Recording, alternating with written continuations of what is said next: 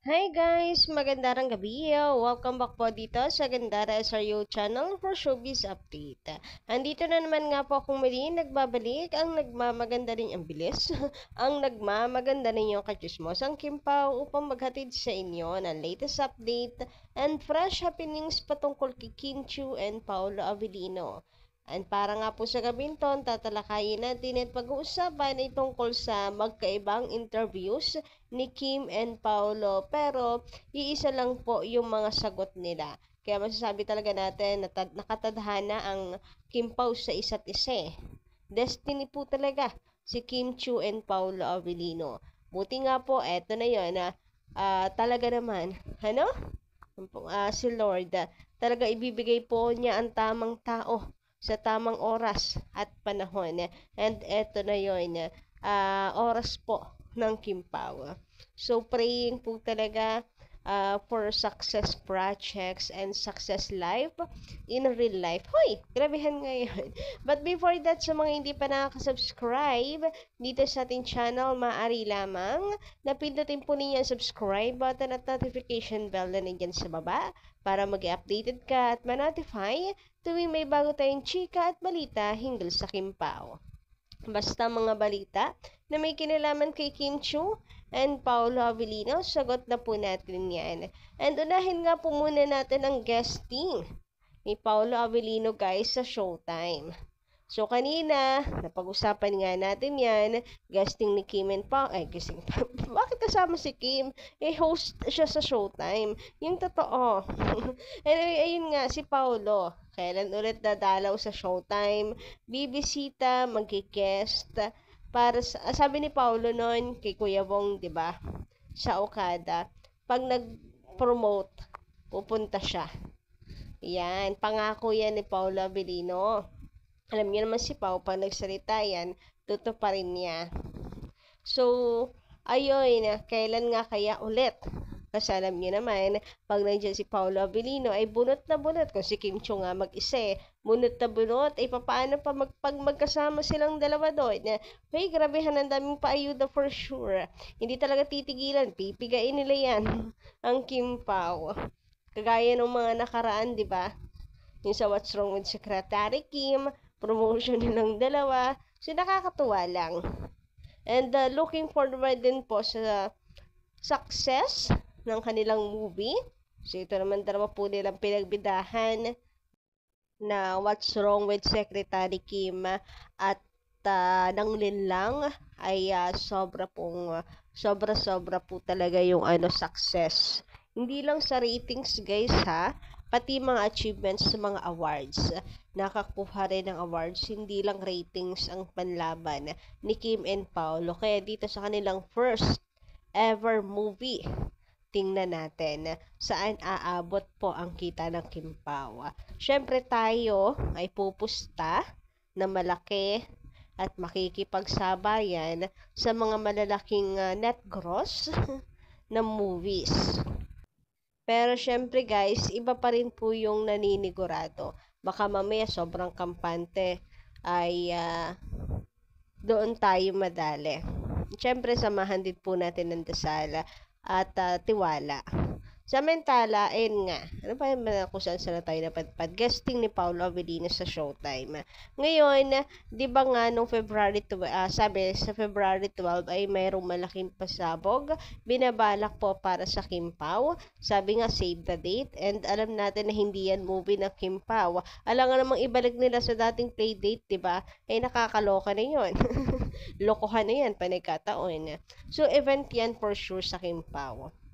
Sabi nga nila, concert, sana daw concert, praying sila ng concert for Kimpaw. Pero may nabasa tayo na ano daw po yun, guesting ni Paolo Avellino sa Showtime. Hoy, totoo ba? Magigest na si Paolo sa Showtime sa February 12.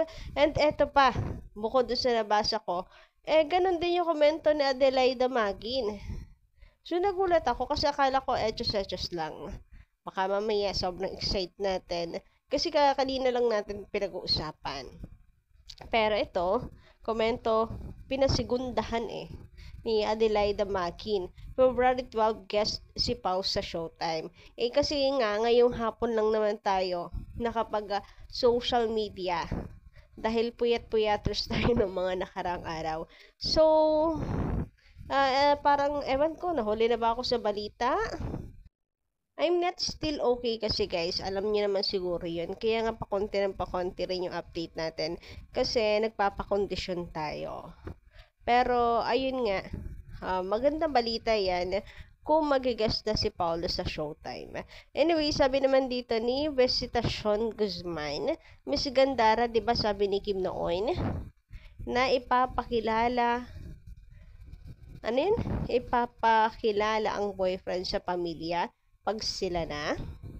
Palagay ko, pinakilala na. Diba may pinost na picture na kasama ni Kim, mga kapatid niya. Ibig sabihin, pinakilala na. Ibig sabihin din, boyfriend na niya talaga si Pau. So, parang gusto kong sabihin dito ni Madam Visitacion de Guzman is ipapakilala lang ni Kim Chiu sa kanyang pamilya kapag boyfriend na niya. Nakilala na. Paano yun? Di boyfriend na nga niya. Doon palang sagot na. Sagot na yung sila na ba ni Pau? Doon palang sagot na talagang boyfriend na. Kasi pinakilala na nga daw sabi ni Miss Visitacion Guzman. And may point din naman, 'di ba? May point din naman itong si Mama Visitacion Guzman. Kung pinakilala na, ibig sabihin na boyfriend na. Samantala, usap-usapan naman ngayon sa social media ang video na to kasi makikita mo nga dito yung difference ni Paolo Avellino. Doon kasama niya si Kim and kasama niya si Ate Girl. So, ayun. Anyway, yung mga sagot kasi dito ni Kim and Paolo, magkaibang interview to. So, yung sagot ni Paolo Avellino when it comes to true love, marriage, etc. ay same lang din sa sagot at paniniwala ni Kim Chiu. Plus yung ngiti ni Paolo, para bagang sinasabi na totoo. Parang iisa lang talaga yung isip nila. Iisa lang yung gusto rin nila. Parehas po sila ng sagot. Kaya siguro ganito rin kasaya si Paolo Avellino. Alam niyo yun, when it comes to marriage, love, at true love, iisa lang yung pananaw nilang dalawa. Wala naman po talaga yan sa edad. So, ayun guys, kapansin-pansin lang din daw talaga yung energy pati ni Paolo Avellino. Sabi dito, kinikilig sa sinabi ni Paolo na he believes true love exists no matter kung anong edad. Maybe maghihintay as long as you are happy.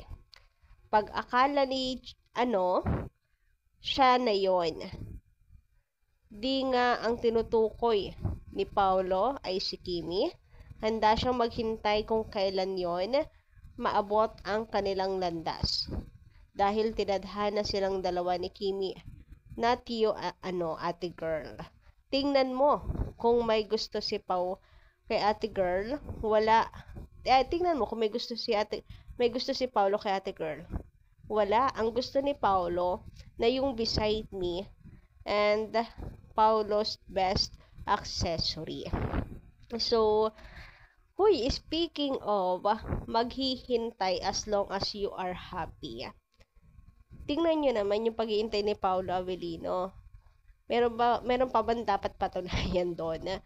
Ang tagal and consistent talaga si Paolo Avellino. Mapapasana all ka na nga lang din mapapasana all ka na lamang din sa ganda talaga at haba ng hair nitong si Kim Chiu. Grabihan! Talagang nakatadhana silang dalawa. Super bagay. Naku po, Lord, wag mo nang anuhin yan. Paghiwalayin yung dalawang yan. Ipagkaloob mo na yung forever na yan sa dalawa because they deserve it. Samantala, pinangunahan Baka lang po. Anyway, sabi naman dito, sa itaas, si Kim and Paolo ang saya-saya. Ang saya nila tingnan. Pero sa babang interview, kay Paolo and kay Ate Girl, ang layo ng dalawa. At sad ang mukha ni Paolo. Pero si Ate Girl, kinikilig.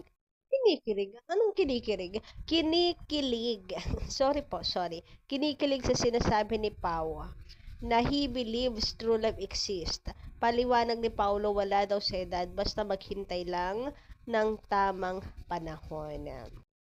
Samantala, sabi naman dito ng isa nating commenter na si Madam Rose Maridiano, maganda rin gabi, shout out. Nung una, Miss Gandara sa Showtime, first promotion nila sa My Love Will Make You Disappear. Sa What's Wrong with Secretary Kim? Tinanong si Pao ni Vong kung ipopromote niya si Secretary Kim, anong position daw. Sabi ni Paolo, ewan ko kung promotion ito, but housewife daw. Yun ang pinakauna niyang sinabi. Kinilig si Kim at parang hindi makapaniwala. Consistent talaga siya sa feelings niya kay Kim. Hopefully, road to forever at sana magkatotoo ang hula na sila mana yung ending. Na sila naman yung ending. Meron pa namang hula si Juby with his channel na may love team daw na ikakasal sa 2025. Sino kaya? I don't think it's Gerald and Julia. In the first place, hindi sila love team. So, hindi ko alam rin. Pero hopefully, Kim Pao na yan. Wala naman pong masama na mag-manifest na Kim Pao na yan. But anyway, about po doon sa promotion nga ni Paolo Abilino kay Secretary Kim. Grabihan nga yung housewife. Kaya panigurado, marami po ang magiging masaya sa muli pong pagtapak ni Paolo Avellino sa Showtime sa promotion nila para naman sa kanilang movie this time na may Love Will Make You Disappear. Kayo guys, ano inyong masasay patungkol dito? Pa-comment ka lang sa baba and don't forget to click the subscribe button and notification bell for more updates. Maraming salamat!